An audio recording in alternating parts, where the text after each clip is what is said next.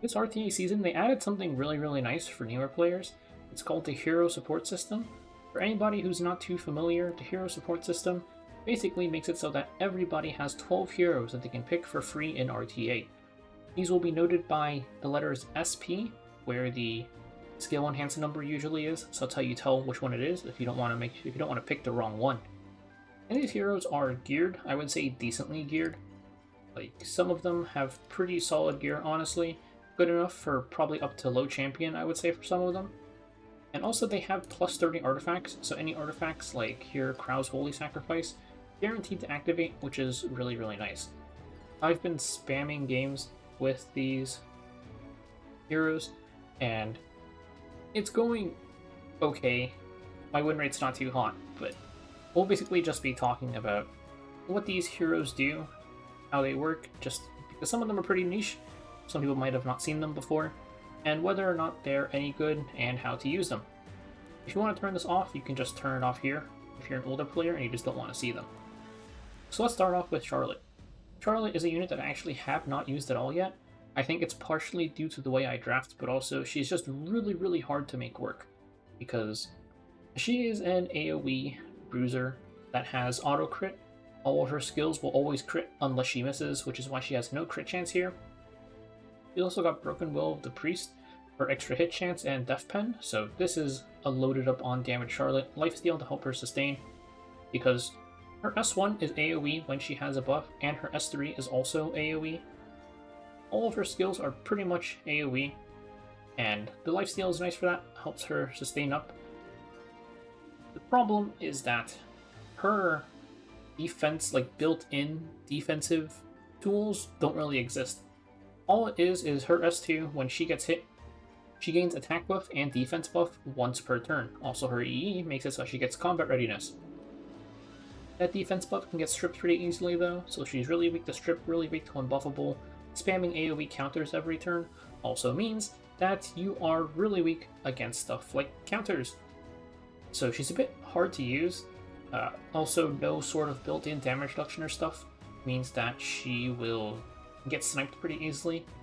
I do think one of the reasons I haven't been able to use her is just because of the way I draft, where I pick Landy every game. So they're mostly picking fire units into me, not much earth units for me to fight. But maybe I'll try and make her work. I just think she is really hard to use and probably one of the worst heroes here. Next up is Krau, who is one of the best heroes here. Krau is a really good mitigation knight, especially if you lack some of the better options, like if you don't have ML Cecilia or you don't have ML Runka. Like, those two are really good. If you have those, you should be using them. But if you don't have them, then Krau is nice to pick up. He's got 25% damage share for all allies. That can't be sealed because it's part of an active skill, or it's a passive that's part of an active skill. Plus this prot set here. It's a lot of sort of damage mitigation / damage share, even if he doesn't get to take a turn. When he does get to take a turn, his S2 gives defense buff to all allies, and it also gives himself speed buff, I guess. His S1 can provoke, and if his HP is low enough, you can use his S3, which is a big nuke, to take out an enemy depending on his missing HP. He also benefits a lot from this plus 30 Holy Sacrifice, which a lot of people might not have, especially newer players, because this guarantees that he'll revive with 25% HP and a barrier. Gives him another chance to use his S3 again. Or not again, but if he hasn't used his S3, it gives him a chance to use it. And also, he can just tank more with more mitigation before truly dying. Basically, if you don't have a lot of units, especially mitigation knights, he's a pretty good early pick. Prot set, HP set, Holy Sacrifice, pretty decently geared, I would say, definitely worth picking up. Next up is Command Model Laika. So Command Model Laika is a very off-meta unit, but I think she's actually not that bad. She's decently fast. 285, I would say, is decently fast for lower levels, not super fast or anything. She's also on Guiding Light, so she can't get targeted turn 1 by single target attacks by stuff like Zeo or anything. Her thing is that there's two ways to use her turn 1. You can either use her S2, which with her EE decreases buff durations of the target by 1 turn, and then she'll apply target to whoever she hit. This is a single target ability. And then she will give attack buff to the highest attack ally on her team and dual attack with them. So if you're using Laika with Landy, which is what I normally do, Laika S2 can drag Landy to S1. Landy will S1 and push up and stuff like that. Or if you have any other strong DPS like BBK, that's something that you can consider doing. Otherwise, you could use her S3. Her S3 is an AoE that inflicts decreased speed and sleep. It doesn't have any dispel though, which is annoying if they have immunity set, but it is worth mentioning that you can do that, so you could do either one, whichever one the match state calls for when you get your turn. Also, her S3 gives everybody immunity buff for 2 turns. Her S1 is kind of whatever, it just CR pushes a random ally, but the important stuff is she's basically an opener with either her dual attack S2 or her S3, and you can just see which one you like to use. Next up, we can take a look at Choux. This is a very outdated unit. I did pick her a couple of times, kind of just for fun, but she actually, I would say, is maybe the second best DPS here, maybe third. I don't really consider Paul as a true DPS, so I would say she's like the second best, not DPS because she's an HP scaling bruiser, but the second best damage dealer here, which is not a very high bar. She's kind of hard to use because, well, Mort shuts down her countering completely, so you have to pick her really, really late.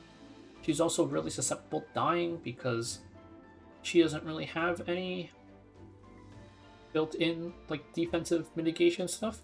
She has anti-crit from her S3, which goes to all allies, and also gives herself immunity buff.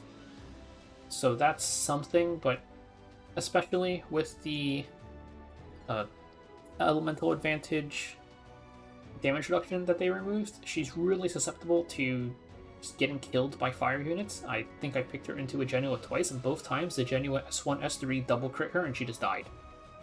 If she is allowed to just kind of do damage without anybody doing anything to her, she still does do a ton of damage. She's the same unit she's always been. She's got pen set here with her EE that turns her into Charles, S1 into S2. Plus this to boost her HP and her damage dealt by 20% on the S2. A pretty RNG unit, her S3 after you use it also gives her a 15%. Is it 15% or 20%? It gives her a chance to counter when any of her allies are hit. So she's a pretty high RNG unit, but also she does pretty solid damage if you really need a unit to try and answer some fire units, I guess. Next up is Landy. Landy is the best DPS of the ones here, but she is pretty hard to use. I think she's a really abusable unit, so I wouldn't really pick her until you get to like the 4th or 5th picks. Since I'm only using support units, I'm spamming her in the band protection slot on 3 every single game, but I think she mainly shines 4 or 5 instead of 3, just because her thing is, so she is a full damage unit, pretty much. She benefits a lot from this plus 30 Wall of Order. It guarantees that she gets stealth for 1 turn at the end of every single turn, plus she has a built-in passive that already gives her stealth at the start of combat. So that stealth gives her really good damage reduction against AoEs, but once the stealth is removed, she is pretty squishy and will die to just about anything. This makes her really weak to AoEs, it makes her weak to openers with strips like New Moon Luna. She's also weak to fire DPS that can tank her and then kill her like Genua or Afternoon Soak Flan. And then there's other units like Bloodblade Karn or Arbiter Vildred that can also tank her damage and fire back. So she's pretty abusable if you pick her early, but she does have her moments if you pick her in certain spots later in the draft if you really need to. It kind of depends if you already rolled or built enough better DPS than her, because she is a pretty niche unit. This plus 30 Wall of Order is really nice though.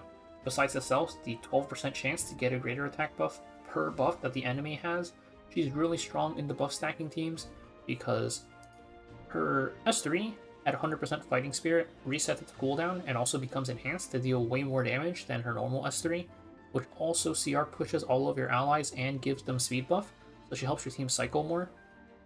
The Fighting Spirit, she gets 10 Fighting Spirit per buff that the enemy has when she takes a turn from her S2, and then her S1 also gives her Fighting Spirit, doubled if the enemy has a buff.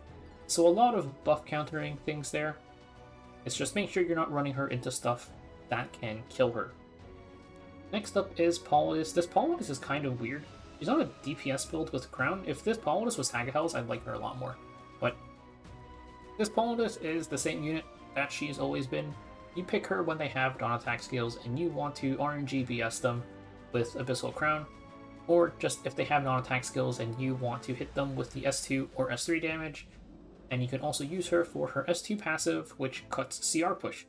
So there's a lot of situations where you might use her.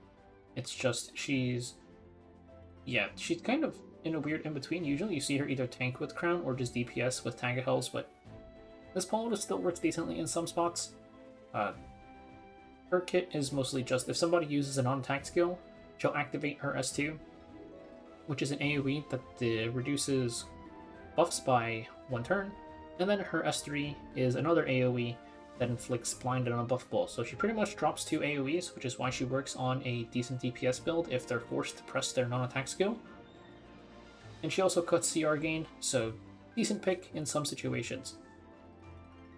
Next up is Apocalypse Ravi, another very, very outdated unit. This unit, she's supposed to be this like really tanky bruiser, but DPS these days can kind of just tear through her. If a Genua looks at her, she's probably going to explode. She has POV here to help her tank more, but it's really just not enough. Her S3 deals more damage the more of her allies that have been killed, and if it kills its target, she'll revive them, or she'll revive an ally and push them to 100%, plus give them skill nullifier. It's just way too hard to make her work, really, but she dies too easily. Her damage is somehow not high enough anymore. Plus, yeah, you're never going to get the kill, really. There's much more reliable units to use, but she is supposed to be this tanky sort of unit. And then there is Destina. Destina, this one is built with a ton of F-res. This Unfading Memories gives her F-res and also heals everybody when using an on-attack skill, which honestly gives her pretty decent healing output. I was surprised by how much she was healing when I was using this, because this is basically 40% healing, 10% per unit when she uses S2 into S3 into S2. Her EE is the usual one that you'll always see Destina's using, 20% extra CR when using S2. The 25% from this combined with her F-res here is 216 F-res, plus the F-res from her S3.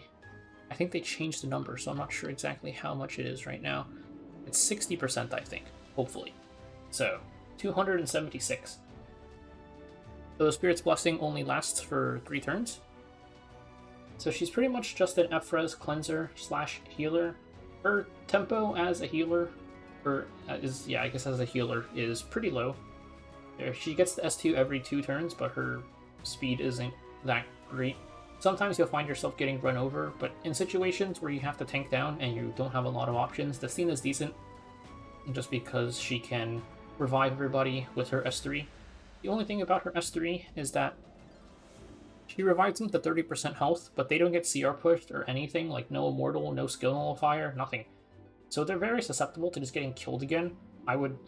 I generally prefer to use Destina's S3 just as a big healing ability than a revive. The revive is kind of just a bonus, if anything. But her S2, 50% CR push with her S3, it's a decent amount of healing when you need to fully tank down. Next is Last Rider Krau. We've got both Kraus here. We're missing the third one, I guess, since there's 3 now.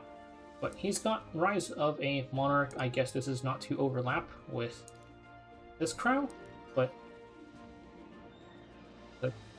I feel like I don't know if I'd rather have Crown of Glory here or Rise of Monarch. Anyways, this is basically so the Aureus doesn't overlap with Krau's built-in damage share, because Last Rider Krau is typically on Aureus. He's built with a pretty standard build, 220 speed, bunch of HP, a little bit of F-res. His whole thing is his AoE, or his S3 is an AoE Death Pen skill. It's the AoE horse, and it ramps up in damage the more you use it. So if you're ever able to have him last long enough in a fight to use S3 multiple times, that damage can ramp up pretty quick. Whether or not we'll be able to do that is another question.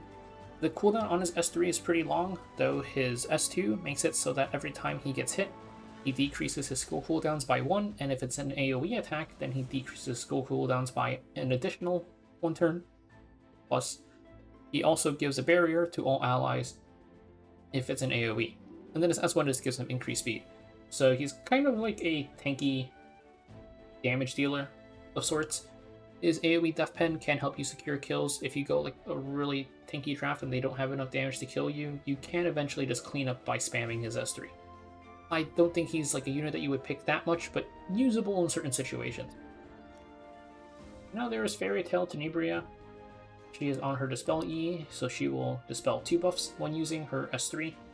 Fairytale Tenebria, she's not fast enough for you to really contest with her, 276, but she can be used very effectively into slower teams. Her S3 is really, really strong. I do also kind of wish she was on Tagahells, but not too much we can really do about that. Her S3 dispels 2 buffs thanks to her EE, and then hits them with Unbuffable and Redirected Provoke. Redirected Provoke makes whoever has it target your tank, whichever Krau it is, or if you have a better tank, one of those. And then if anybody on her team gets hit with Provoke or Redirected Provoke, she activates her S2, which is a random debuff that can be Silence, Death Break, or Decrease Speed. So she kind of spams a ton of debuffs, plus her S1 lets her inflict Redirected Provoke as well. She can kind of just heavily punish slow teams, especially if you land the Death Break on S2. You can suddenly have the chance to do a lot more damage than you were supposed to be. So I think she's pretty good into slow teams that lack cleanse. I've picked her a few times and just done pretty much exactly that. Also, sometimes people pick cleaves and they don't pick bridges. Fairytale Tenebria also kind of just instantly shuts that down if that happens. Next is Assassin Cidd. This unit is interesting. He's got one of the highest base speeds in the game, just not used that much because there's so many openers with high base speed now. But for the support system, he is basically your free-to-play speed contester, because he's 295 speed, which is decently fast, honestly. And I think unless you're 311 speed, he can still speed RNG you. So if you are somebody who is playing and your opener is 310 speed or slower, especially if you're slower, closer to like 300, you might want to consider banning this unit if somebody picks it. One other thing to keep in mind is that his S2 gives him 30% CR push if anybody dies. So if you kill somebody on his team, you might get a little surprised when he pushes up and cuts ahead of you. So that is worth keeping in mind as well. He also has Shepherd of the Hollow.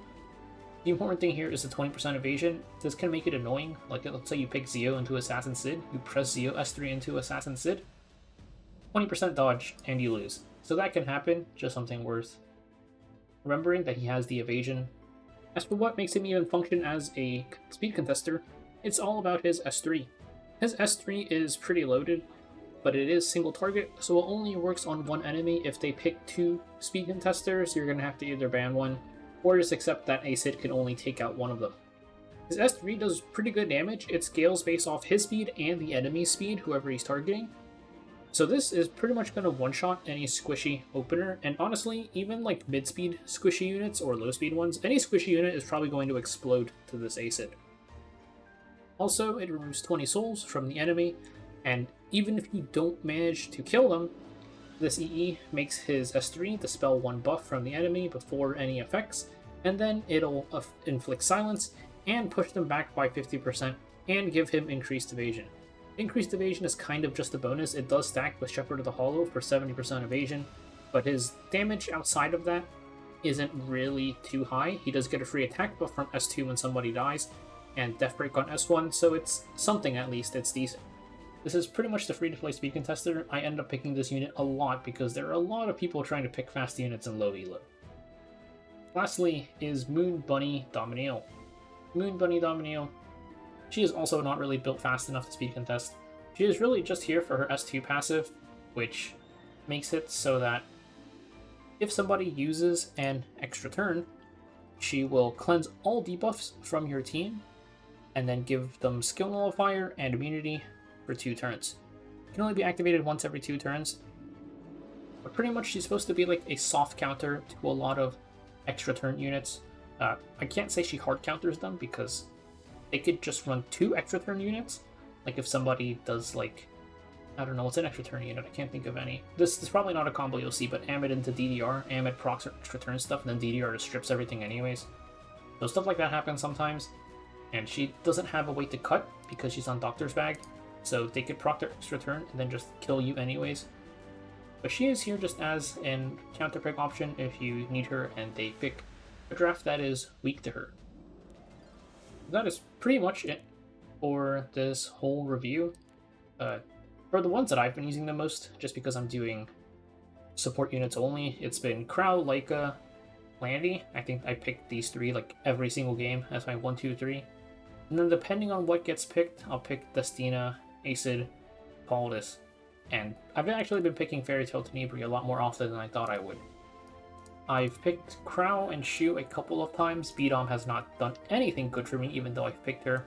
I think I picked Apoc once and she instantly died, and I haven't gotten to really try Charlotte out yet, but these support units are really, really nice. It's definitely a very good thing for the game, just giving new players a lot of options to work with, but you can try them out if you haven't done your climb yet and see how they work for you.